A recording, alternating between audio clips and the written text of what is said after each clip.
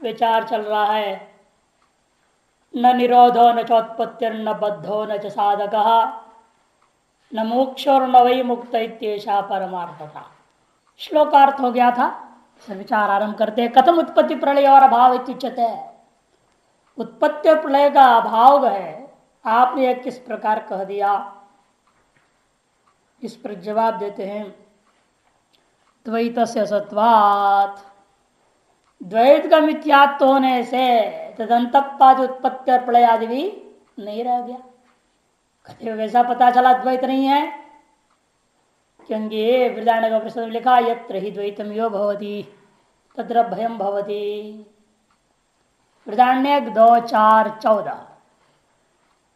जहां द्वैत के समान भी हो जाए, जहां यहां पर द्वैत की भ्रांति भी देखने लग जाए कुछ भी, तो वह भय का कारण बन जाता है। और आत्मा तो अभय रूप है। यह नाने व पश्यति, वृदारण्यक 4:4-19। और एक कठोपनिषद में भी है 2:1-10। जो यहां भेद के समान भी देखने लग जाता है, जो यहां पर भेद के समान, यह नाना इव पश्यति, भेद के समान भी देखने लगता है इस आत्मा के विषय में।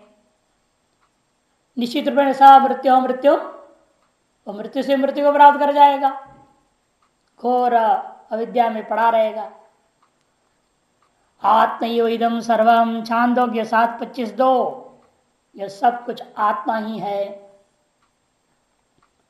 जो कुछ भी दिखाई देता है वह अधिष्ठान से भिन्न नहीं है। जो दिखाई देता है वो भ्रांति है, जो अधिष्ठान है वो सत्य है। अधिष्ठान आत्मा है, ब्रह्म है, वही सत्य है। बाकी सब जो दिख रहे वो भ्रांति है।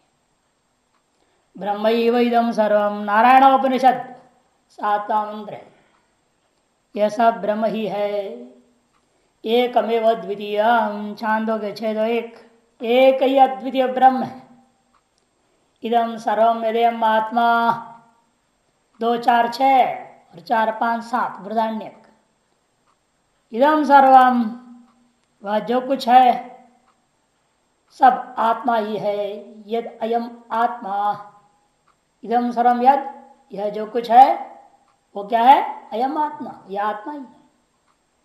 इत्यादि नाना श्रुतिभ्यो द्वैत से असत्व सिद्धम, इत्यादि नाना श्रुतियों से द्वैत का असत्व ही सिद्ध हो गया। सतो ही उत्पत्ति प्रलयोवा स्यात् ना सत शशाणादि है। संसार में किसी विद्यमान वस्तु, किसी विद्यमान वस्तु का ही उत्पत्ति और प्रलय देखने को मिलता है। शशि विषाण आदि जो अत्यंत असत है, खपुष्प आदि, उनकी उत्पत्ति और प्रलय नहीं दिखाई देता। ना सत, असत वस्तुओं का नहीं देखने को मिलता।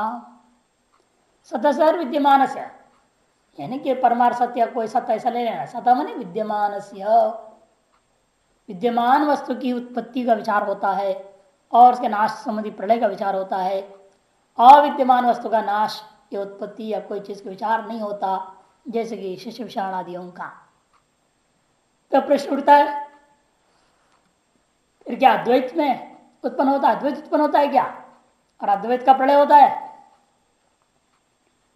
यदि द्वैत में या द्वैत का प्रलय या उत्पत्ति नहीं है, क्योंकि द्वैत ही नहीं है, इसे अद्वैत है तो अद्वैत में मानना पड़ेगा उत्पत्ति प्रलय, या अद्वैत का ही उत्पत्ति प्रलय माननी पड़ जाएगी। नाप्य द्वैत उत्पत्ति लिए वाह, सिद्धांत कहते नहीं भाई, अद्वैत की न तो उत्पत्ति हो सकती है न प्रलय।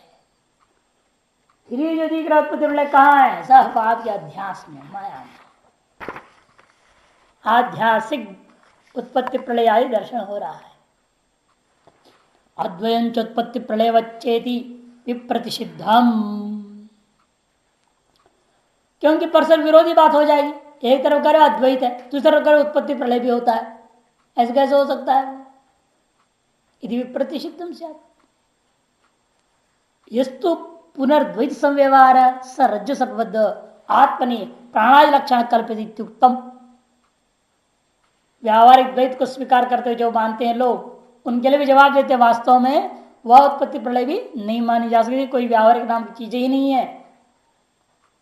व्यावहारिक सत्ता जो समझाने के लिए मान लिया जाता है, लेकिन वास्तव व्यावहारिक सत्ता नाम का चीज ही नहीं। इसलिए तो यस्तु साशंक दूर करते हुए कहते यस्तु पुनर्द्वैत संवार स रज्जु सर्पवद, वो रज्जु में परिकल्पित सर्प के समान है। आत्मनि आत्मा में ही हो रहा है। प्राणादि लक्षण कल्पित इत्युक्तम, प्राणादि रूपा जो है जो कुछ द्वैत संव्यवहार है वह आत्मा में कल्पित है, इस रज्जु में सर्प कल्पित है। यह बात हम पूर्व में ही सब कार्यक्रम को समझाते हुए बता चुके हैं। नहीं मनोविकल्पना यहाँ रज्जु सर्पा लक्षणा यहाँ रज्ज्वाम प्रलय उत्पत्तिर्वा, वास्तव में मन का विकल्प रूपा मात्र जो है रज्जु में दिखाई दिया सर्प, और रज्जु में न तो वास्तु उत्पन्न हुआ है न तो रज्जु में वास्तु उसका नाश हुआ है। केवल मनोविकल्पना मात्र, मन परिणाम रूप मात्र है वो, मन का परिणाम स्वरूप मात्र ही है वो रज्जु सर्पादि रूपा। रज्ज्वाम प्रलय उत्पत्तिर्वा नहीं, इसे उनका रज्जु में न प्रलय होता है न उत्पत्ति ही मानी जा सकती है। उसी प्रकार इस आत्मा में दिखाई देता हुआ द्वैत का भी न उत्पत्ति है न प्रलय है, केवल मन का एक भ्रांति मात्र है। इन्हें भ्रांति भी परेशान कर देता है लोगों को, घबरा जाते हैं। और भगवान गीता में कहते गुरुणापि न विचाल लेते, गुरुणापि दुख न विचाल, विचलित नहीं होना। जैसा भी आए स्थिति, ये भी एक दृश्य आगम आपान नित्यता से शिक्षा स्वभाव, ये भी जाएगा जाएगा, ये भी अगला है, यह भी एक दृश्य। ऐसा जैसे पर्दे में एक के बाद दृश्य आ रहे हैं जा रहे आ रहे जा रहे हैं, और आप एक दृष्टा साक्षी भाव में देख रहे हैं, आप पर से कोई असर नहीं होनी चाहिए। अधिकतर होता भी नहीं है, देखते रहते हैं ठीक है ठीक है, कभी कभी उसे थोड़ा रसास्वादन कर लेते हैं तो थोड़ा लगता है हार रहे हैं जीत रहे हैं, ये हो रहा है वो हो रहा है। नहीं, क्रिकेट वगैरह में लोग देखते हैं थोड़ा उद्विग्नता में आ जाते हैं या खिन्न हो जाते हैं, हार रहे हैं, और कोई घटना ये क्या हो गया ऐसे देखते हैं। कभी कभी थोड़ा तादात्म्य हो जाता है ना दृश्य में तो गड़बड़ी होती है, नहीं तो आप देख रहे हो रहा है ठीक है चल रहा है, जानते ये भी ऐसे ही होता है। कई बार तो ये तो राजनीति ऐसे ही है, तो ऐसी खबर आते रहते हैं, आपको कोई फर्क ही नहीं पड़ता है, क्योंकि आप जानते हैं ये सब दृश्य ऐसे ही होते रहते हैं। अब जिस प्रकार से पर्दे में देख रहे हैं उसको टीवी का स्क्रीन में दिखाई देते उस चीज को मानते हो, उसी और अपने जीवन के सामने होता हुआ जीवन को और जीवन के साथ होता हुआ सारी चीजों को भी एक दृश्य रूप में देखते हुए साक्षी स्थित होकर के ये भी आता जाता हुआ दृश्य एक और आएगा उल्टा सीधा, अच्छा भी आता है खराब भी आता है, चलते रहता है। ऐसा दृढ़ निश्चय के साथ चलना चाहिए। और ये भी मन का विकल्पना है, और इस दूसरों को दोष भी क्यों देना, अगर अपने ही मन की विकल्पना, ये भी अपने ही मन जो है किसी प्रारकर्वशात ऐसा विकल्प अब देख रहा है। अब वही पैदा क्या विकल्प है, या कठिन होती है ना ये कल्प में मानने बड़ा कठिनाई होती है। अपने ही कर्मों की वजह से ऐसे सब जुड़ जाते, घटनाएं बन जाती हैं, लोग जुड़ते हैं, कहते ना ये सब ऋणानुबंध, ऋणानुबंध का है इसलिए कि पिछले जन्मों को ऋण है, लेन देन बाकी है, अनेक प्रकार की लेन देन है, उसी को पूर्ति करने के लिए अनेक निमित्त बन जाता है, आपस में जुड़ जाते हैं लोग। तो संयोग और वियोग एक संसार का नियम ही है, कुछ दिन तक संयोग है फिर वियोग हो जाएगा, फिर वियुक्त है तो फिर कोई और संयोग हो जाएगा, ये संयोग वियोग चक्कर चलते रहता है। न च मन से रज्जु सर्प से उत्पत्ति प्रलय हुआ, और न रज्जु में पैदा हुआ इतना ही नहीं, मन में भी वास्तव पैदा नहीं हुआ सर्प, न वहां रज्जु में पैदा हुआ है सांप, न यहां मन में ही पैदा हुआ है। न च मन से रज्जु सर्प से उत्पत्ति प्रलय हुआ, न च उभय तो हुआ, और दोनों जगह हो गया ऐसा भी नहीं कह सकते। मन और रज्जु दोनों में ही उत्पन्न हुआ, दोनों में ही प्रलय हो गया, ये भी नहीं है। केवल रज्जु में भी नहीं, केवल मन में भी नहीं, उभय में भी नहीं, फिर है कहां, केवल अविद्या में, माया में, आध्यासिक है। इसे रज्जु का आवरणात्मक जो अविद्या है, अविद्या में संरक्षित चल रहा है। वह रज्जु के अधिष्ठान में हम लोग मानते आवरण मान लेते अविद्या, लेकिन अविद्या रज्जु में भी नहीं है ना, आवरणात्मक है, भंग हो जाता है, न वहां है न यहां है, बीच में लटका है। एक अविद्या नाम की इसलिए मान ली गई है जिसमें दिख रहा है।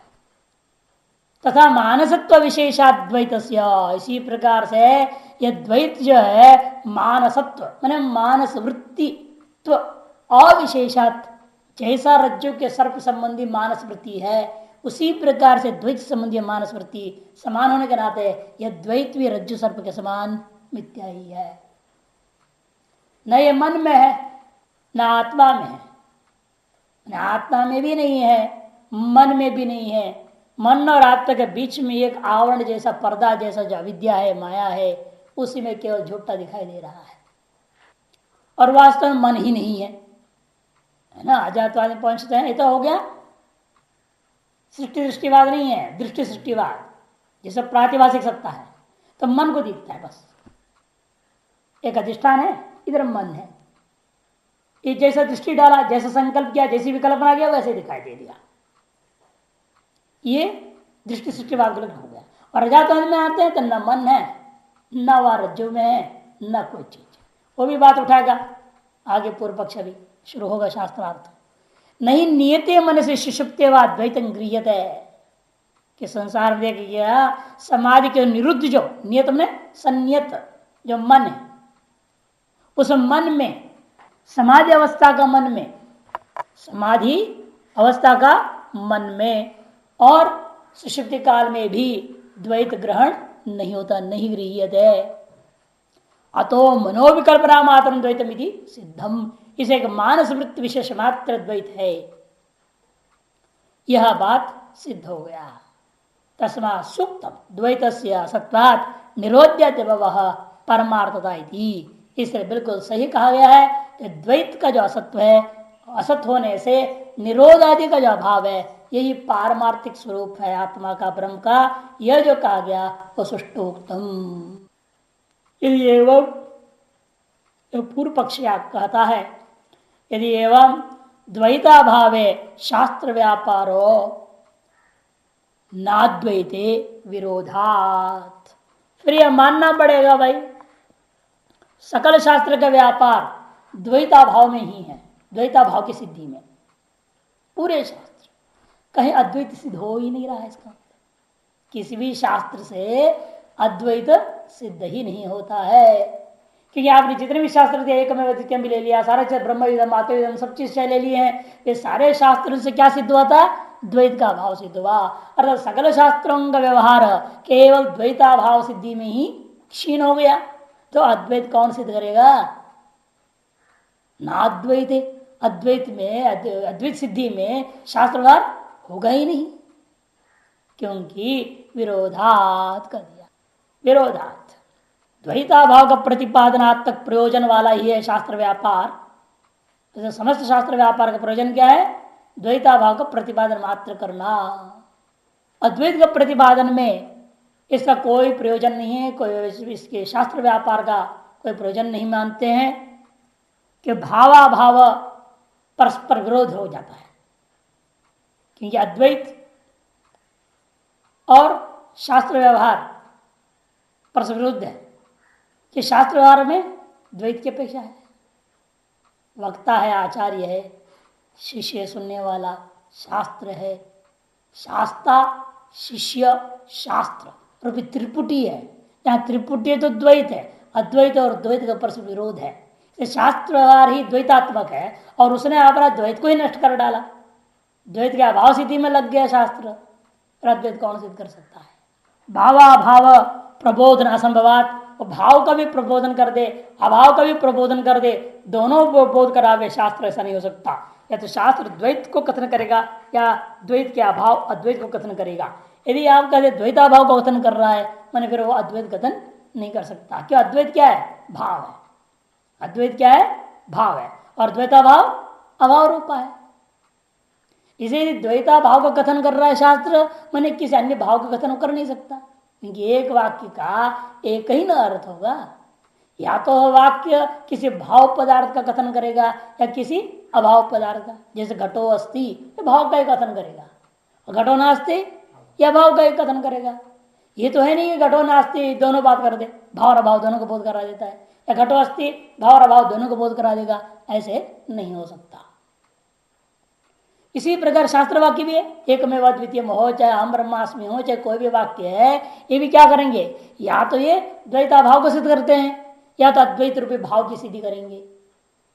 क्योंकि भाव का सिद्धि जहां हो, जिस वाक्य से होता है, उस वाक्य से अभाव की सिद्धि नहीं हो सकती। जिस वाक्य से अभाव की सिद्धि हो रही हो, वहां पर उस वाक्य से भाव की सिद्धि आप नहीं कर सकते। कि भाव और अभाव परस्पर अत्यंत विरुद्ध होने से एक वाक्य से दोनों ही बातें परस्पर युक्त होकर के सिद्ध नहीं हो सकते हैं। तथा च सती अद्वैत से वस्तुत्व प्रमाणाभावात शून्यवाद प्रसंग स्यात्। यदि ऐसा आप मान लेते हो फिर तो अद्वैत का वस्तुत्व होने, वस्तु के रूप में स्वीकार करने में प्रमाण ही नहीं रह गया, अतः शून्यवाद की प्रसक्ति हो जाएगी। द्वैत से च भावात, और द्वैत भी तो है नहीं, द्वैत भी नहीं रहा और अद्वैत भी गया, शून्यवाद हो गया। शास्त्रों ने द्वैत को खत्म कर दी और अद्वैत किसी प्रमाण से सिद्ध हो नहीं हुआ नहीं। कौन से प्रमाण सिद्ध करोगे? सर्वोत्कृष्ट प्रमाण आपका शास्त्र था, वो अद्वैत को सिद्ध नहीं करता। उस अद्वैत के अभाव को सिद्ध कर, अभाव को सिद्ध करने में लग गया है तो कोई भाव को सिद्ध नहीं कर सकता। तो अतः अद्वैत रूपी भाव पदार्थ को शास्त्र सिद्ध नहीं करेगा तो और कौन सा प्रमाण सिद्ध करेगा? और कोई प्रमाण से आप अद्वैत रूपी भाव को सिद्ध नहीं कर सकते। इधर द्वैत का अभाव हो गया है और बचा क्या? इसीलिए शून्य। तो शून्यवाद की प्रसक्ति हो जाएगी चेत न, तो सिद्धांत कहता है ऐसा मत कहो। न प्रमाणिक शून्यवाद युक्त, अप्रामाणिक शून्यवाद युक्त है ऐसा भी। क्योंकि हम फिर कहते ठीक है, मान लो शास्त्रों से द्वैत का अभाव सिद्ध हो गया और अद्वैत को सिद्ध करने में कोई प्रमाण नहीं रहा, इतने से शून्यवाद कैसे आ गया? ये कहां से टपक गया? पूछो उसे। भाई हमारे पास शास्त्र रूपी एक प्रमाण है, इस प्रमाण ने क्या किया? द्वैत के अभाव को सिद्ध कर दिया। और अद्वैत भी भाव को सिद्ध करने आप कह रहे, पूर्व पक्ष कह रहा है कि कोई प्रमाण आपके पास नहीं है। एक कुछ क्षण के लिए मान भी लूं मैं कि अद्वैत को सिद्ध करने वाला कोई प्रमाण मेरे पास नहीं, इतने मात्र से शून्यवाद कैसे सिद्ध हो जाएगा? उसको कौन सिद्ध करेगा? शास्त्र सिद्ध नहीं करेगा कि शास्त्र द्वैता भाव सिद्ध कर दिया। और कोई दूसरे प्रमाण है नहीं, आप खुद कह रहे हो अतएव अद्वैत सिद्ध नहीं होगा कह रहे हो, तो शून्यवाद कौन सिद्ध किया? ये कहां से टपक जाएगा? कोई अप्रामाणिक मानना पड़ेगा उसको भी। फिर अप्रामाणिक शून्यवाद को हम कैसे मान सकते हैं? रज्ज्वाम आरोपित सर्पादिर रज्जुरधिष्ठान, आंधगिरी पहला पंक्ति से लेकर न अप्रामाणिक शून्यवाद युक्त, अप्रामाणिक शून्यवाद को स्थापित कर दिया, ऐसा का कहना उचित नहीं है। किंतु यथा रज्ज्वाम आरोपित सर्पादि है रज्जुरधिष्ठानम, रज्जु में आरोपित सर्पादियों का रज्जु अधिष्ठान होता है, इसी प्रकार से नहीं निर्दिष्टान और ब्रह्मोस्ति, कि निर्दिष्टान कोई भ्रम नहीं हो सकता। द्वैत रूपी जो भ्रम है, इस भ्रम का वास्तविकता अभाव जो है सिद्ध कौन किया? शास्त्र सिद्ध किया। तो कोई ना कोई अधिष्ठान में तो मानना पड़ेगा ना उसके अभाव सिद्धि। कहीं ना कहीं सर्प दिखा था और उसको नायम सर्प करके आप जो निषेध करोगे तो किसी ने अधिष्ठान में तो निषेध करोगे, और वह अधिष्ठान आपको मानना ही पड़ेगा। तथा द्वैत कल्पना या निर्दिष्टान योगा, इसी प्रकार द्वैत की जो कल्पना हुई है वह निर्दिष्टान हो नहीं सकता। तदिष्ठान अद्वैतम आस्थियम, इसे तो अधिष्ठान रूपेण अद्वैत भाव पदार्थ को स्वीकार करना ही पड़ेगी। ओंकार प्रकरण प्रयुतम, यह बात हम पहले ही पहला ही मंत्र से शुरू करते सिद्ध कर चुके हैं। अभिधान अभिधेय का अभेद करता हुआ हमने ओंकार का प्रकरण में परिहार कर चुका हूं। रज्जु इसे निरास्पद तो अनुपत्ति रज्जु सर्पादि विकल्पनाया सिद्धांत न, क्यों? रज्जु सर्पादि विकल्पनाया निरास्पद अनुपत्ति प्रत्युक्तम में तत् कथम उज्जीवयसीत्याह। रज्जु सर्पादि विकल्पनाओं का समान ये भी होने से जिस प्रकार रज्जु सर्पादि की, रज्जु में कल्पित सर्पादियों की कल्पनाएं बिना कोई अधिष्ठान का होता नहीं है, उत्पन्न नहीं होता, उसी प्रकार यह द्वैत रूपी जो विकल्पना है यह भी बिना किसी अधिष्ठान का हो नहीं सकता। यह बात हमें पहले ही तुम्हारी शंका का खंडन कर चुका हूं। दोबारा क्यों तुम उसको जिंदा रखने की कोशिश कर रहे हो? कथम पुनः उज्जीवयसी, वो गड़ा मुर्दे को उखाड़ करके जिंदा करने क्यों कोशिश कर रहा है बेफालतू का? बार बार वही शंका वही शंका वही शंका, दिमाग खा रहा है फालतू की। तब कहते हैं महाराज अंतर है। पहले हमने ये सोचा था शायद आप रज्जु को मानते हैं, एक व्यावहारिक सत्ता है, रज्जु नाम की वस्तु है, वहां सर्प को देखा था, सर्प भ्रांति है। अब आपने क्या कह दिया, सारा जगत द्वैत ही नहीं है। जब द्वैत ही नहीं है तो द्वैत में तो रज्जु है ना, तो दृष्टांति भंग हो गया। क्यों? सर्प भी भ्रांति है, रज्जु भी भ्रांति है, फिर कौन सा सत्य रहा? अधिष्ठान कहाँ रह गया सत्य? कोई ये दृष्टांत आप ये दिखाना चाहते थे ना कि सर्प भ्रांति है, रज्जु सत्य है। अब आपने इस कारिका में जो कह दिया नचोत्पत्ति निज निरोधो इत्यादि से ये सिद्ध कर दिया द्वैत ही नहीं है। जब द्वैत ही प्रपंच ही नहीं है तो रज्जु कहां से आ जाएगा आपके पास? दृष्टांत, ये रज्जु सर्प दृष्टांत कहां से पकड़ के लाए आप जब द्वैत ही नहीं है? अरे दृष्टांत ही नहीं है आपके पास। ये बात को सिद्ध करने कि प्रत्येक भ्रांति साधिष्ठान होता है, ये कहां सिद्ध करोगे आप? अद्वैत सिद्ध नहीं करना है तो सिद्ध करने अभी तो अब मालूम ही नहीं अद्वैत के बारे में क्या हो रहा हो, और जो मालूम दिख रहा था अद्वैत जिसको तो आपने खत्म कर दिया। अब दृष्टांत कहां से लाएंगे? मानना पड़ेगा। क्या मानना पड़ेगा? नहीं नहीं मानना पड़ेगा। देखो जवाब देंगे, मानना नहीं पड़ेगा। अब उसको ऐसे फंसाएंगे ना तब समझ में आएगी वास्तव में क्या चीज कहना चाह रहे है ना। अजातवाद आसान नहीं है पकड़ना। रज्जुरपि सर्प विकल्पनस्य विकल्पस्य आस्पद भूता विकल्पिता एवं इति दृष्टांतरपत्ति। क्योंकि आपके मनुष्य के अनुसार सर्प विकल्प का आस्पद भूता मैंने अधिष्ठान भूता रज्जुरपि विकल्पिता एवं, रज्जु भी क्या है? विकल्पना ही है। यदि ऐसा मान लिया आपने फिर तो दृष्टांत अनुपत्ति से फिर दृष्टांत ही उपपन्न नहीं हो सकता। कि संपूर्ण विश्व जब कल्पित है तो विश्व के अंतर्वर्ती रज्जु है वो भी कल्पित है। रज्जु सर्प को आप दृष्टांत बना करके विश्व कल्पना को मिथ्या कैसे सिद्ध करोगे? इदम विश्वम मिथ्या कल्पितत्वात् रज्जु सर्पवत, ये आप कैसे दृष्टांत बना सकते हो? यदि न तो सिद्धांत ऐसे मत कहो। विकल्पनाक्षय अविकल्पितस्य अविकल्पितत्वादेव सत्वपत्ते है। कहते ठीक है, हम आपसे पूछते हैं, आपने ये बात तो मान लिया ना, हम कैसे उसे अद्वैत बुलवाएंगे? देखो अभी, अरे आप ये बात मान लिया अभी सर्प भ्रम है, उसका अधिष्ठान जो रज्जु था वो भी भ्रम है, मान लिया ना। जिस प्रकार से सर्प भ्रम के लिए एक अधिष्ठान आपने माना था, वह भ्रम होने के बाद उसका भी तो कोई अधिष्ठान मानना पड़ेगा। मानोगे कि नहीं मानोगे? वो भी भ्रम है मान लो, उसका भी तो कोई अधिष्ठान होगा।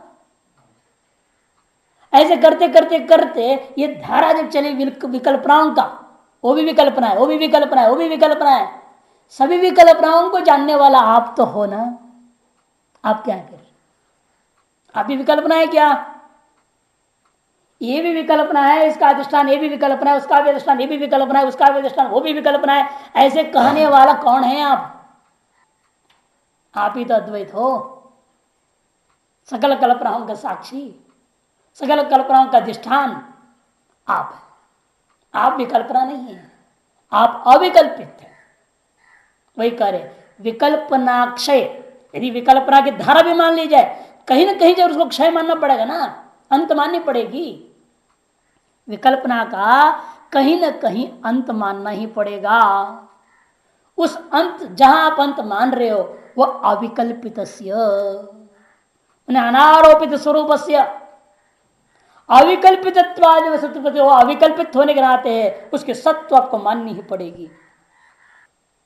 समझ सम्मत से दृष्टान्तता यदि अनियमाद प्रसिद्धि मात्रेण परम प्रतिबोध न संभवाद भ्रमबाधे परिशिष्यमाण से अवधेह सतताया रज्ज्वादो दृष्टत्वाद द्वैत ब्रह्मबाध साक्ष्यतया स्मृत चैतन्य से अकल्पितत्वादेव सत्वात् न शून्यता प्रसिद्धि उत्तरम इत्यादि ना, है ना। ये कोई जरूरी नहीं हमेशा स्वमत में सम्मत को ही हम दृष्टांत बनावे। इति अनियमात प्रसिद्धि मात्र से हो सकती है। ये कोई जरूरी नहीं कि हम हमारे मत में जो स्वीकृत हो उसी को हम दृष्टांत बनाए, या उभय मत में स्वीकृत हो तो दृष्टांत बनाना चाहिए, ये भी जरूरी नहीं। या परमत में स्वीकृत हो उसका दृष्टांत बनाना चाहिए, यह भी जरूरी नहीं। प्रसिद्धि मात्र को लेकर दृष्टांत बना सकते। अज्ञानियों में प्रसिद्ध दृष्टांत क्या है? रज्जु सर्प, उसको दृष्टांत मत में सिद्ध कर देंगे। एक पक्ष तो यह है परम प्रबोधन संभवत, पर बने अगला आदमी को बोध कराना संभव है। एक पक्ष। दूसरा भ्रम बाधे परिशिष्यमाण से अवधे सत्यताया, कि भ्रम का बाध होने पर जो परिशिष्यमाण वस्तु है वह अवधिभूता वस्तु में सत्यता आप देखते ही हैं रज्जुवादियों में दृष्टत्वात्। इसी प्रकार से जो द्वैतात्मक जगत दिख रहा है द्वैत भ्रम, इसका बाध का कोई न कोई अवधि होगा, वह अवधिभूत वस्तु साक्षी है, उस बाध का साक्षी है। इसे कहते द्वैत भ्रम बाध साक्षितया स्वरत चैतन्य से, स्वर्ण होता हुआ जो चैतन्य का अकल्पितत्वादेव, अकल्पित होने के नाते वह विद्यमान है इति न शून्यता प्रसक्ति उत्तर महा, इस शून्यता की कोई प्रसक्ति नहीं हो सकती है। अतएव तब वो दूसरा कहता है रज्जु सर्प असत्वम चेत न, भाष्यकार ने कहा रज्जु सर्प के समान वह भी असत हो जाएगा। उसका अनुमान दिया अद्वैतम असत अप्रामाणिकत्वात् रज्जु सर्पवत। अद्वैत कैसा है? अद्वैत कैसा है? कहते असत। क्यों? अप्रामाणिक होने से, जैसा रज्जु में देखा हुआ सर्प, तब उसका भी जवाब ऐसा नहीं हो सकता। तद अकल्पितत्व असिद्धिम शंकरे, इसलिए कोई कह सकता है वो अद्वैत अकल्पित नहीं है, वो भी कल्पित ही है कह दो। यदि कोई कहे जो सभी कल्पनाओं का अधिष्ठान भूता अद्वैत है वह भी अधिष्ठान कल्पित ही मान लो, उसको भी कल्पित मानो, अकल्पित नहीं है वो। इसे कहने का तात्पर्य क्या है? वो भी कल्पित है, अद्वैत असत्य है। अप्रामाणिकत्व का मतलब कल्पितत्व, क्योंकि अद्वैत भी कल्पित है, ऐसे पूर्व पक्ष कहना चाहता है अनुमान करके। जैसा रज्जु में सर्प कल्पित था वैसे इसे न, वो भी नहीं हो सकता। इति क्यों? एकांतेन अविकल्पितत्वाद अविकल्पित रज्ज्वंश वत प्राक सर्पा भाव विज्ञान, क्योंकि एकांतेन अविकल्पितत्वाद, कारण यह वह अद्वैत तत्व जो अधिष्ठान है वह एकांतेन अविकल्पित है, नियमित रूप से अविकल्पित, उसको कोई भी कल्पित करके सिद्ध नहीं कर सकता। क्योंकि यदि वो कल्पित है, आप कहते हो तो हम उससे पूछेंगे किस अधिष्ठान में कल्पित है? सारा अद्वैत जो है अद्वैत में कल्पित है, और अद्वैत में भी कल्पित यदि कहते हो फिर हम आपसे पूछें अद्वैत का अधिष्ठान क्या है? अविकल्पित एकांतेन अविकल्पित, नियमित रूपेण वह अविकल्पित ही है, क्योंकि विकल्प में ही रज्जु का सामान्य कल्पित सर्प के साथ तादात्म्य होकर भासता है। नियम यही है, प्राक अविकल्पित रज्ज्वंशवत प्राक सर्पाभाव विज्ञान, सर्पाभाव का विज्ञान से पहले भी, प्राक मैंने क्या? पहले। किसके पहले? सर्पाभाव विज्ञान, सर्पाभाव का विज्ञान से पहले ही, मैंने सर्प ज्ञान काल में भी वह रज्जु का अंश विद्यमान है। उस रज्ज्वंश को ही आप क्या बोलते हो? अयम शब्द से। हर एक भ्रांति में अधिष्ठान का क्या होता है? सामान्य अंश होता है। अधिष्ठान का सामान्य अंश प्रत्येक भ्रांति में जुड़ा हुआ रहता है। जैसे इदम रजतम, इदम क्या है? शुक्ति का अंश है। अयम सर्प में रज्जु का अंश, अयम से आप बोल रहे हो।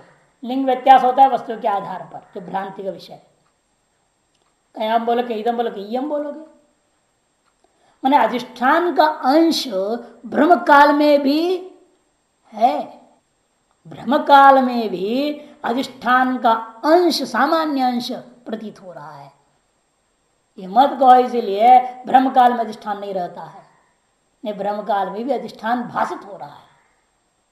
इसे सर्पा भाव विज्ञानात् प्राप्त, नायम सर्प जब बोलोगे ना, उससे पहले, नायम सर्प बोलने का मतलब सर्पाभाव का विज्ञान होना। इससे पहले भी अयम सर्प इस ज्ञान काल में भी, ब्रह्म काल में भी रज्ज्वंश के समान यह चैतन्य विद्यमान है। अव्यभिचारी है इसका मतलब, अद्वैत अव्यभिचारी है। इसलिए एकांतेन, क्योंकि सर्प ब्रह्म काल में भी रज्जु है, सर्पाभाव काल में भी रज्जु है, तो एकांत विद्यमान वस्तु कौन हुआ? रज्जु। और व्यभिचारी कौन है? सर्प। उसी प्रकार द्वैत ब्रह्म में भी समझो, एकांतेन विद्यमान वस्तु अविकल्पितत्वेन विद्यमान वस्तु, क्योंकि अविकल्पित का मतलब क्या है? व्यभिचारी। जो विकल्पित व्यभिचारी है, जो अविकल्पित है अव्यभिचारी, एकांत में विद्यमान है। ऐसी कौन चीज है? सभी में घटसन पटसन मटसन बोलते अस्थि अस्थि अस्थि अस्थि, नास्ति में भी अस्थि अस्थि अस्थि है। ये जो अस्थि का अनिश्चितता हम देख रहे प्रत्येक ज्ञान में, प्रत्येक ब्रह्म ज्ञान में, घटोस्ती ब्रह्म ज्ञान, मठोस्ती ब्रह्म ज्ञान है, अहम अस्मि भी ब्रह्म ज्ञान है, सब भ्रांति है। अहम देवदत्तो अस्मि एक भ्रांति है। इसमें जो अस्मि अंश है वो क्या है? वो अद्वैत का अंश है। जब हम देवदत्ता देवदत्तांश को आप बाधित कर दोगे, हम देवता नास्मि कहोगे, उस समय में भी वो अस्मि रूपेण विद्यमान है। इसलिए सदा विद्यमान में से कौन हुआ? अद्वैत हुआ। विकल्प तुष्ट प्राग विकल्पना उत्पत्ति है, सिद्धत्व उपगमात असत्व अनुपत्ति। क्योंकि विकल्पना करने वाला विकल्पितु वह सामान्य रूप सामान्य अंश रूप से कल्पित नहीं है, केवल उसका तादात्म्य संसर्ग ही कल्पित है। क्योंकि कारण क्या है? वहां फिर आप पूछ सकते हो ना, अयम सर्प में अयम का सर्प के संबंध कहां से आ गया? अयम का सर्प के संबंध कैसे हो गया? तब आपको कहना पड़ता है वास्तव में संबंध नहीं होता है, वो सामान्य अंश का ब्रह्म पदार्थ के साथ में कोई वास्तविक संबंध नहीं, तादात्म्य भ्रम है केवल। अधिष्ठान के साथ जैसा रज्जु के साथ सर्प का तादात्म्य भ्रांति हो गई है। जब तादात्म्य भ्रांति होने के कारण से हम अयम जो सामान्य अंश है उसको सर्प में विशेष भ्रांति के साथ जोड़ देते हैं। ये समझाए, देखिए आनंद गिरिकार कह रहे हैं, नायम सर्पो रज्जुरेश सर्पाभाव ज्ञान पूर्वक पुरोवर्ती रज्जुत्व निश्चयात प्राग अवस्थायाम। नायम सर्प, ये सांप नहीं है, ये रस्सी है। इस पर सर्पाभाव के ज्ञान के पहले पूर्ववर्ती रज्जुत्व निश्चय से पहले अवस्था में क्या हुआ? प्रामाणिकत्व भावे अपि, यद्यपि प्रामाणिकत्व सिद्ध नहीं हो सकता। रज्जु सिद्ध हो जाएगा क्या? जब सर्प दिख रहा है तब रज्जु प्रामाणिक है क्या? जब तक सर्प दिखता है तो प्रामाणिक कौन है? सर्प ही प्रामाणिक है, रज्जु नहीं है। लेकिन फिर भी वो रज्जु नहीं है भी मत नहीं कहना। अयम सर्प से ज्ञान काल में, मैंने सर्पाभाव ज्ञान से पहले अयम सर्प ज्ञान काल में रज्जु यद्यपि अप्रामाणिक है किंतु रज्जु असत है ये भी नहीं कहना, क्योंकि असत का भी अधिष्ठान नहीं हो सकता। किंतु रज्जु है, भाषित नहीं होता, इतना बात है। इन भाषित भी किस अंश में हो रहा है? सामान्य अंश भाषित होता है, उसका विशेषांश भाषित नहीं होता है। इसी कारण से तो भ्रांति हुई। यदि विशेषांश भाषित हो जाए तो भ्रांति होगी ही नहीं, है नहीं? अधिष्ठान का सामान्य अंश के साथ में विशेषांश भाषित हो जाता है तो भ्रांति निवृत्त हो जाएगी। विशेषांश भाषित नहीं हुआ तो किंतु वह सामान्य अंश के साथ में वह भ्रांत पदार्थ तादात्म्य भाषित होने से हम कहते हैं इस समय में जो रज्जु का भान नहीं हो रहा है, सर्प का भान हुआ। जब तक रज्जु का भान नहीं हुआ तब तक प्रमाण का विषय नहीं रहा रज्जु, अतएव अप्रामाणिक रज्जु, किंतु रज्जु असत्य भी नहीं है, यह दिखाना चाह रहे हैं। इसी तरह से जब हमें द्वैत प्रपंच दिख रहा है, जब हमको यह द्वैत दिखाई दे रहा है, उस समय में भी अद्वैत है। उस समय भी क्या है? अद्वैत है। उस अद्वैत के सामान्य अंश से तादात्म्य करके द्वैत भ्रम को हम देख रहे हैं, नहीं तो द्वैत भ्रम दिखेगा ही नहीं आपको कहीं भी।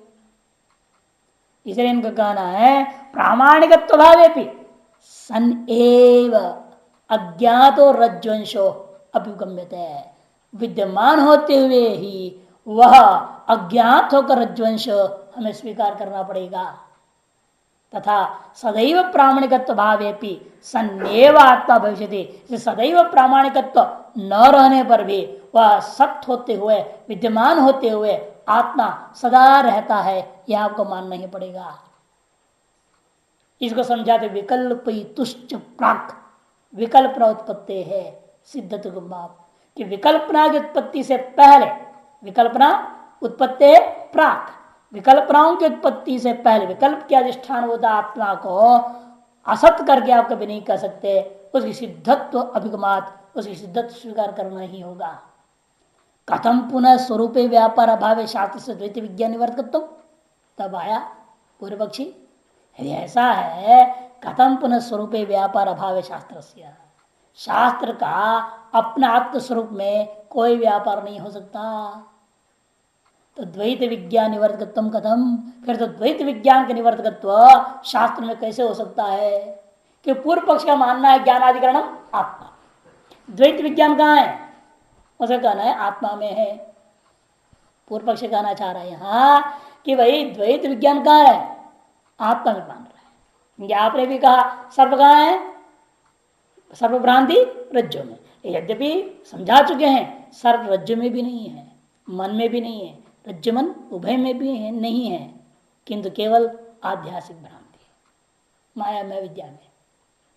फिर पूर्व पक्ष अपने सिद्धांत यार पूछता है ज्ञानाधिकरण आत्मा मैं मानता हूं, तो द्वैत ज्ञान का अधिकरण कौन है? आत्मा। और नियम है कोई चीज को बांधना है तो समानाधिकरण होनी चाहिए, तद विरोधी ज्ञान। जैसे द्वैत ज्ञान मुझे है और अद्वैत ज्ञान आपको हो जाए, यहां बात हो जाएगा क्या? जिस अधिकरण में द्वैत ज्ञान है उसी अधिकरण में द्वैताभाव ज्ञान जब पैदा होगा तो द्वैत ज्ञान नष्ट हो जाएगा। इसे आत्मा में यदि द्वैत ज्ञान है उसका बाध भी कहाँ होना चाहिए?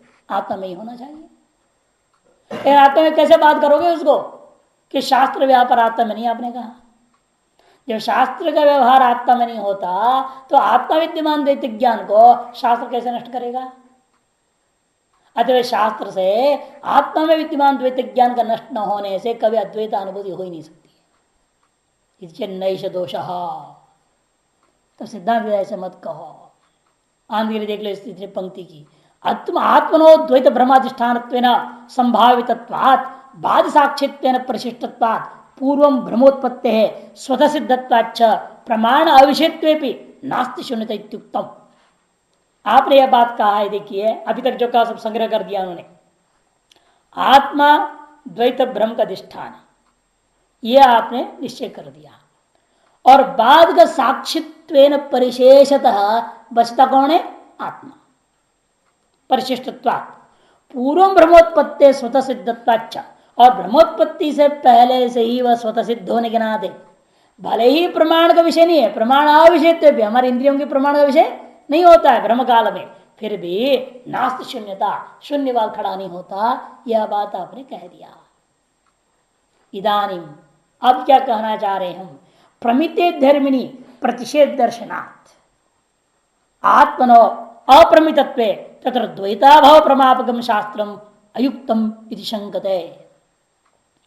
किस लोक में देखने को मिलता है प्रमाण सिद्ध एक धर्मी है, उसी में कोई भ्रम हुआ, उस भ्रम का निवारण करना हम उसी अधिष्ठान में बात करते हैं। जब रज्जु का ज्ञान होता है, प्रमिते धर्मिणी, धर्मी कौन है? रज्जु, जिस सर्वरूपी धर्म का भ्रांति हो रखा है। जिस क्षण हमको रज्जु का ज्ञान हो गया तब क्या होगा? उस समय सर्व का प्रतिषेध देखने को मिलता है। प्रमिते धर्मिणी प्रतिषेध दर्शनात्, तब क्या होगा? नायम सर्प, प्रतिषेध हो जाएगा। ये ऐसा रज्जु, ये क्या है? रज्जु है, इसको कहते हैं प्रमिते धर्मिणी। ये रज्जु करके जब आपको प्रमित हो गया तब प्रतिषेध हो गया, नायम सर्प देखने को मिला। आत्मनो अप्रमितत्व, लेकिन आत्मा किसी प्रमाण का विषय नहीं होता। जिसमें सब भ्रम हो रहा है आप कह रहे हो, उसको कभी कोई प्रत्यक्ष नहीं या अनुमान है किसी से भी प्रमाण से ग्रहण नहीं कर सकता आत्मा को। और जब तक अधिष्ठान का ग्रहण नहीं होता तब तक भ्रम का बाध नहीं हो सकता है। लेकिन आपके यहां जो अधिष्ठान को आत्मा है, इसका कोई भी किसी भी प्रमाण से अनुभव जब नहीं कर सकता तो वहां द्वैत का बाध कैसे करेगा? शास्त्र प्रवेश कैसे करेगा? वहां व्यवहार कैसे होगा आत्मा में? कि अभी आपने कहा है शास्त्र में त्रिपुटी होता है, शास्त्रा शिष्य और शास्त्र में त्रिपुटी है, वह द्वैतात्मक है और अद्वैत तो संभव नहीं है। परस्पर विरोधात इसलिए कहते हैं ऐसी स्थिति में द्वैत का अभाव का प्रमापक शास्त्र यह आप जो कह रहे हो वो उचित नहीं है।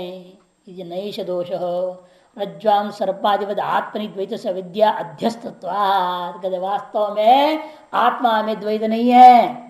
इसलिए हमें आत्मा का ज्ञान पूर्वक द्वैत को बांधने की जरूरत नहीं है।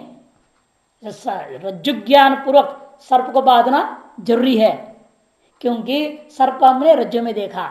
इन उस प्रकार से यहां समझना नहीं आत्मा में मैं द्वैत को देख रहा हूं, ये शुरू में समझाने के लिए से कह दिया जाता है। इन सच्चाई में आत्मा द्वैत का अधिष्ठान नहीं है। आत्मा को आवृत करके अविद्या को द्वैत दिखा देती है। आत्मा को आवृत किया किसने? अविद्या ने। रज्जु में सर्प आदि के समान आत्मा में द्वैत से अविद्या अध्यस्तत्व, अविद्या का अध्यास कर दिया गया है। अरे कैसे आपको पता चला? आत्मा में अविद्या ने इस द्वैत को अध्यास मात्र से दिखा दे रही है, वास्तव में नहीं है। ये कैसे जाना आपने? कहते सुखी हम, दुखी हम, मूढ़ो हम, जातो हम, मृतो हम, जीर्णो हम, देहवान पश्यामि, शृणोमि, व्यक्तो अव्यक्त, कर्ता फली, संयुक्तो वियुक्त, क्षीणो वृद्धोहम, ममयिते इत्यादि सर्व आत्मनि अध्यारोप्यन्ते। ये सारी चीजें आत्मा में अविद्या अध्यारोप कर दे रही है। मैं सुखी हूं, यह भी आत्मा में अहम गर्भोध्य आत्मा में सुखित्व अविद्या के द्वारा आरोपित मात्र ही है। इधर अहम बोध्य आत्मा में दुखित्व भी अविद्या के द्वारा आरोपित मात्र ही है।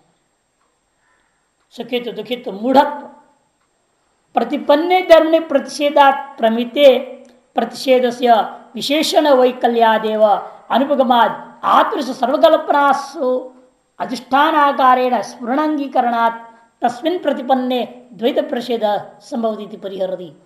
कहते वास्तव में यह सिद्धांत हम मान रहे हैं प्रतिपन्ने धर्मिणी, जिस धर्मी का ज्ञान होने पर प्रतिषेधात प्रतिषेध होता है, तो प्रमिते प्रतिषेध से और उस प्रतिषेध का प्रमित हो जाने पर प्रतिपन्न मैंने सिद्ध है। अंतर थोड़ा कर रहे। पूर्व पक्ष ने कहा प्रमित मैंने ज्ञाते, ज्ञान होना चाहिए। रज्जु का ज्ञान होने पर ही सर्प का बात होता है ना। लेकिन अब हम उसको अंतर करें, प्रमिते नहीं प्रतिपन्ने। प्रतिपन्न मैंने सिद्धे, किसी भी प्रकार से सिद्ध होनी चाहिए, भले आपको अनुभव में आवे नहीं आवे, लेकिन सिद्ध हो। तो फिर उस सिद्ध वस्तु का ज्ञान से काम चल जाएगा। उस सिद्ध वस्तु वैसे प्रतिपन्ने धर्मिणी, 4 नंबर टिप्पणी इसलिए प्रतिपन्न सिद्धे सिद्धत्वंच प्रत्यक्षादिना स्वप्रकाशत्व इति अनाग्रह है। वह भी प्रत्यक्षादि से भी हो सकती है कि यह साक्षात अप्रोक्षात ब्रह्म है, और ब्रह्म तो साक्षात अप्रोक्ष है। किसी भी इंद्रियादि प्रमाणों के बिना ही अप्रोक्ष है, नित्य अप्रोक्ष है, नित्योपलब्धि स्वरूप हम आत्मा, ऐसे मान लो। अथवा उसे स्वप्रकाशत्व सिद्ध है स्वप्नादि में, उसके आधार पर आत्मा सिद्ध है, जिसके प्रकाश से ये सब द्वैत रूप भ्रांति प्रकाशित हो रहा है। उसके सिद्ध होने पर प्रतिषेधा प्रमिते प्रतिषेध से विशेषण वैकल्यात् एव अनभ्युमात्, विशेषण की वैकल्यता अभाव को स्वीकार न करने से आत्मश्च सर्वकल्पनासु अधिष्ठानाकारण स्फुरणंगीकारात्, और आत्मा जो है सकल कल्पनाओं में अधिष्ठान रूपेण स्फुरण होता है, ऐसा स्वीकार करने से तस्मिन् प्रतिपन्ने, ऐसा उस आत्मा का सिद्ध मानने पर द्वैत प्रतिषेध संभव है। इस बात को मन में रख करके नैष दोष इत्यादि कह दिया गया। कोई कह सकता है भ्रम में भी अहम अहम साथ में जुड़ रहा है ना, अहम सुखी अहम दुखी, तो आत्मा भी भ्रांति में जुड़ गया, भ्रांति का अंश हो गया, हिस्सा हो रहा है, वो भी कल्पना का कोटि में आ जाएगा। कहते नहीं नहीं, ऐसा नहीं हो सकता। वह सब प्रकाश होने से ऐसा नहीं हो सकता। सब प्रकाश स्वतो निर्विकल्पक स्फुरणे सविकल्पक व्यवहारे समारोपित संसृष्टा कारण ब्रह्मविषत्वम अवरुद्धम, कि अहम क्यों घुस गया वो भी बता रहे। अध्यस्त कैसे हो गया? स्वप्रकाश होने से स्वतः यदि भी निर्विकल्पक स्फुरण है वो, फिर भी प्रत्येक से विकल्पक व्यवहार में, प्रत्येक सविकल्पक जो व्यवहार हो रहा है, माने आविद्यक अहम सुखी अहम दुखी इत्यादि जो व्यवहार है, इन सकल व्यवहारों को सविकल्प व्यवहार कहा जाता है। इन व्यवहारों पे समारोपित संसृष्ट आकारेण, समारोपित में अध्यस्त जो तादात्म्य संबंध को लेकर के, अभी तादात्म्य भी अविद्या विशिष्टत्व नहीं, तादात्म्य तो संबंध मानना पड़ेगा। ब्रह्म विषयत्व अवृतम, इसलिए तादृश आत्मा को ब्रह्म का विषय भी मान लोगे तो हमें कोई आपत्ति नहीं है। इसलिए वहां भी तीन आत्मा माना पंचदशी में समझाते वक्त, गौणात्मा है ये नहीं, मुख्यात्मा और मिथ्यात्मा, तीन है। गौणात्मा अलग है, मिथ्यात्मा अलग है, मुख्यात्मा। मुख्यात्मा में अहम ब्रह्मास्मि, गौणा तो पुत्रादि को आत्मा, मिथ्या तो शरीरादि को आत्मा मानना, तीन दिया उन्होंने। कोई अहम को लेकर के ही है, आत्मा तीन बना हम तीन। आत्मा ही आत्मा कभी, इसलिए आत्मा एतेषु अनुगत सर्वत्र विचारा, क्योंकि आत्मा जो है इन सकल व्यवहारों में अनुगत है। पहले समझाने यही कहना पड़ता है, सभी चित्रों में पट है। इन सच्चाई क्या है? पट में सभी चित्र है ना, पट में सारा चित्र कल्पित है। लेकिन समझाने के लिए शुरू में कहना क्या पड़ेगा? हर एक चित्र में कपड़ा है, पहले समझाया था। हर एक में आत्मा है, कण कण में आत्मा है, ये समझाने के लिए एक स्तर है, एक सीढ़ी है। सच्चाई क्या है? आत्मा में सब कल्पित है। ना हम तेषु ते मई, आया था गीता में, मैं इनमें नहीं हूं वास्तव में, ये सब मुझ में कल्पित है। लेकिन समझाने के लिए आदमी को ऊपर उठाना है, पहले मंदिर में भगवान है कहना पड़ता है, सभी में भी नहीं, मंदिर में है केवल, वहां जाओ मत्था टेको। यात्रा कर दे, ढिंडी यात्रा है, पंढरपुर में जाएंगे, वहीं भगवान है, और कहीं नहीं भगवान, विठल कहीं नहीं है, वहीं है।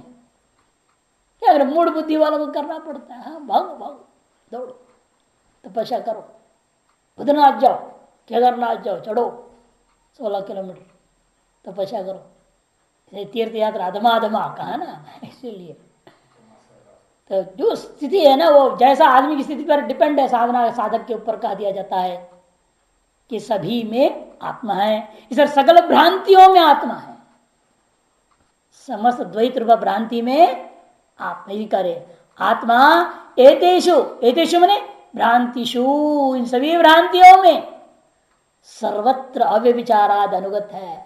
इन सकल भ्रांति में वो अनुगत है, क्योंकि सर्वत्र विचारात, क्योंकि कहीं भी उसका व्यभिचार नहीं होता।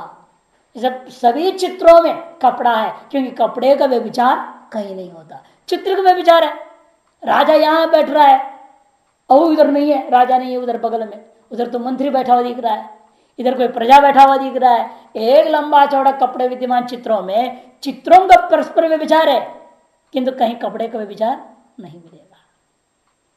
इसे वो कहना पड़ता है, कपड़े का कहीं व्यभिचार, अधिष्ठान बोधक कपड़े का कहीं व्यभिचार ना होने से सकल चित्रों में कपड़ा है, पहले समझाने के लिए समझाना पड़ता है।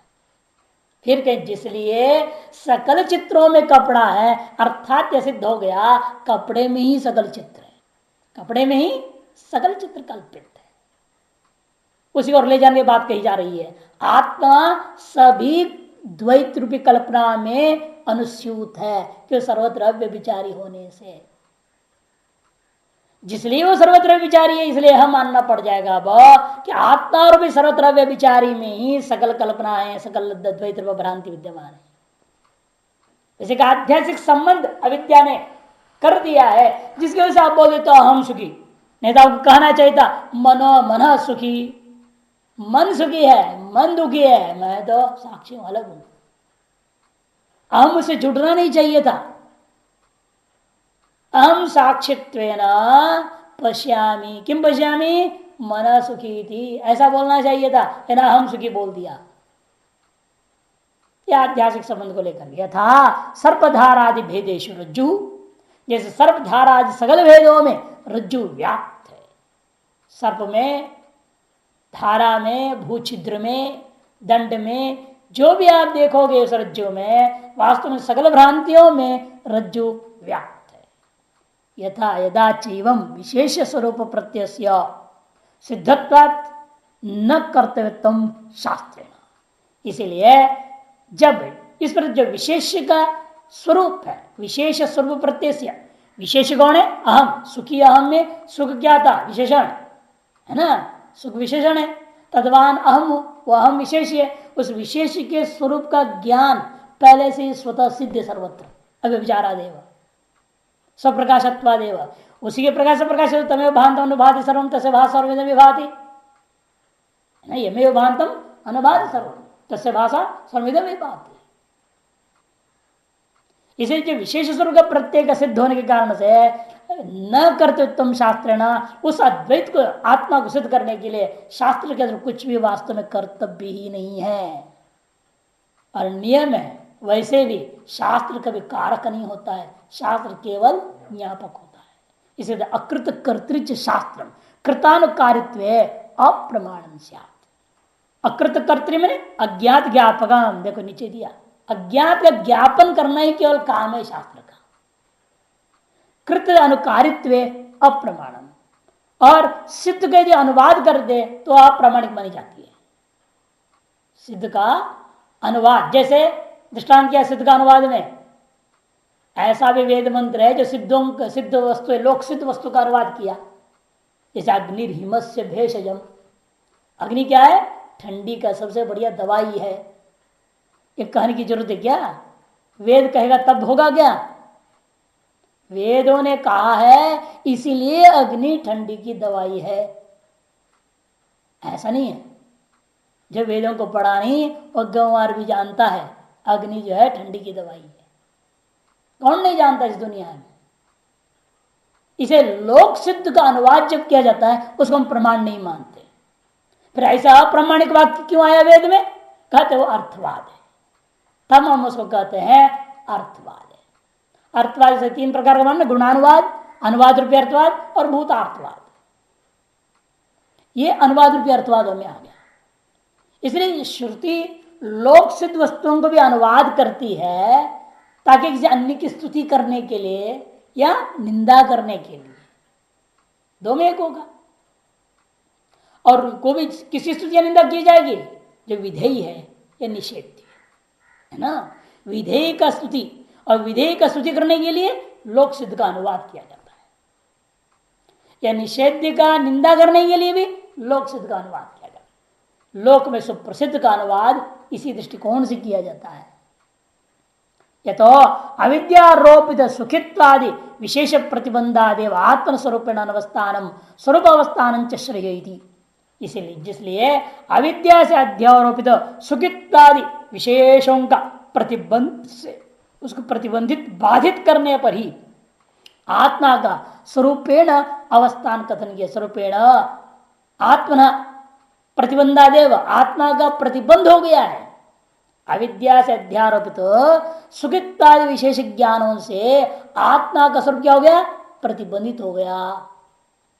प्रतिबंधित होने से स्वरूपेण अनवस्थानम भवति, आप अपने स्वरूप में अवस्थित नहीं है। इसलिए कहा गया स्वरूप अवस्थान च श्रेय, आप अपने स्वरूप में स्थित जो होते हैं वही श्रेय है, वही मोक्ष है। इसे अविद्याध्यार सुखित्वादि विशेषों से प्रतिबंधित होने के कारण आत्मा अपने स्वरूप में इस समय अवस्थित नहीं है। और जब ये प्रतिबंधों को हटा दोगे, माने सुखित्वादि विशेष रूपा द्वैतात्मक जो प्रतिबंध है इसको जब हटा देंगे तब आत्मा का स्वरूप अवस्थान कहा जाता है, वही मोक्ष होता है। तदा दृष्टो स्वरूप अवस्थानम, इसे योग सूत्रकार ने भी सूत्र इस तरह का बनाया।